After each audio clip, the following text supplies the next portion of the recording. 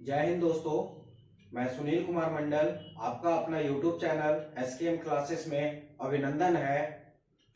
दोस्तों, आज जो मैं क्लास लेकर आया हूं वह है अरुण और वरुण ग्रह का संपूर्ण निचोड़, और साथ में मैं आंतरिक ग्रह और बाह्य ग्रह का भी जानकारी लेकर आया हूं। तो चलिए क्लास को आगे बढ़ाते हैं। अरुण अरुण को यूरेनस ग्रह भी कहा जाता है। अरुण ग्रह के बारे में हमको पढ़ना है। अपने अक्ष पर अत्यधिक झुका होने के कारण इसे लेटा हुआ ग्रह कहा जाता है।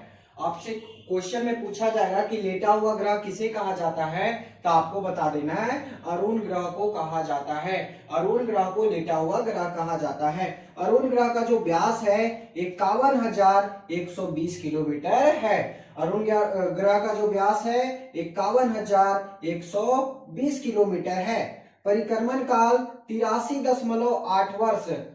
अरुण ग्रह जो है सूर्य का एक चक्कर 83.8 वर्ष में कंप्लीट करता है। घूर्णन, जो अरुण ग्रह है वो किधर से किधर की ओर घूर्णन करता है, तो पूर्व से पश्चिम की ओर घूर्णन करता है। और साथ में एक शुक्र ग्रह भी था जो पूर्व से पश्चिम की ओर घूर्णन करता है। उपग्रह उपग्रह अरुण के उपग्रहों की संख्या पूछा जाए तो आपको बताना है 27। अरुण के उपग्रहों की संख्या पूछा जाए तो आपको बताना है 27। चलिए अब वरुण ग्रह के बारे में पढ़ते हैं। वरुण, जिसे नेपच्यून से भी जाना जाता है, सूर्य से इसकी दूरी सूर्य और पृथ्वी के बीच की दूरी से 30 गुनी है। कहने का मतलब ये है कि सूर्य से इतना दूर है कि सूर्य और पृथ्वी की जो डिस्टेंस है उसको 30 गुना करेंगे तो उतनी डिस्टेंस है सूर्य और वरुण ग्रह की। द्रव्यमान पृथ्वी के द्रव्यमान का 17 गुना भारी है। जो वरुण ग्रह का द्रव्यमान है वो पृथ्वी के द्रव्यमान का 17 गुना भारी है। व्यास जो है वरुण ग्रह का 49,530 किलोमीटर है। वरुण ग्रह का जो व्यास है 49,530 किलोमीटर है। परिक्रमण काल, कह सकते हैं कि जो वरुण ग्रह है सूरज का एक चक्कर 164.8 वर्षों में पूरा करता है। उपग्रह, वरुण ग्रह के उपग्रहों की संख्या पूछा जाए तो आपको 13 बताना है। वरुण ग्रह के उपग्रहों की संख्या 13 है। इसमें चलने वाली तेज गति वाली आंधियां कभी कभी हथौनी की गति से भी अधिक होता है। कहने का मतलब ये है कि वरुण ग्रह में जो आंधियां चलती है कभी कभी ध्वनि की गति से भी तेज चलती है। चलिए अब हम आंतरिक ग्रह और बाह्य ग्रह के बारे में पढ़ते हैं।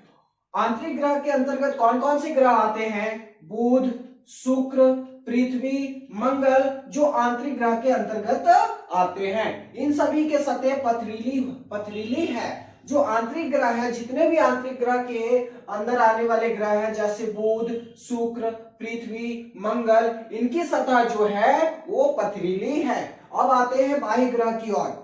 बृहस्पति, शनि, अरुण और वरुण, जो बाह्य ग्रह के अंतर्गत ग्रह आने वाले ग्रह हैं, बृहस्पति, शनि, अरुण और वरुण, इन सभी के चारों ओर वलय हैं। जो बाह्य ग्रह के चारों ओर क्या है? वलय हैं। बाह्य ग्रह के चारों ओर क्या है? वलय हैं। इन सभी ग्रहों का सतह गैसीय होती है। जितने भी बाह्य ग्रह के अंतर्गत ग्रह आते हैं उसके बाह्य सतह पर गैसीय होती है। अब गैस का दानव और बर्फ का दानव। गैस का दानव किस किस ग्रह को कहा जाता है और बर्फ का दानव किस किस ग्रह को कहा जाता है? तो गैस का दानव बृहस्पति और शनि ग्रह को कहा जाता है और बर्फ का दानव अरुण और वरुण ग्रह को कहा जाता है। तो मेरे प्यारे दोस्तों, आपको मेरा क्लास आदि अच्छा लगा हो तो हमारे वीडियो को लाइक कीजिएगा। यदि आप हमारे चैनल में नए हैं तो हमारे चैनल को सब्सक्राइब कीजिएगा और बेल आइकन को जरूर दबाइएगा, क्योंकि आने वाले वीडियो का नोटिफिकेशन आप तक पहुंचे। धन्यवाद। Thank you.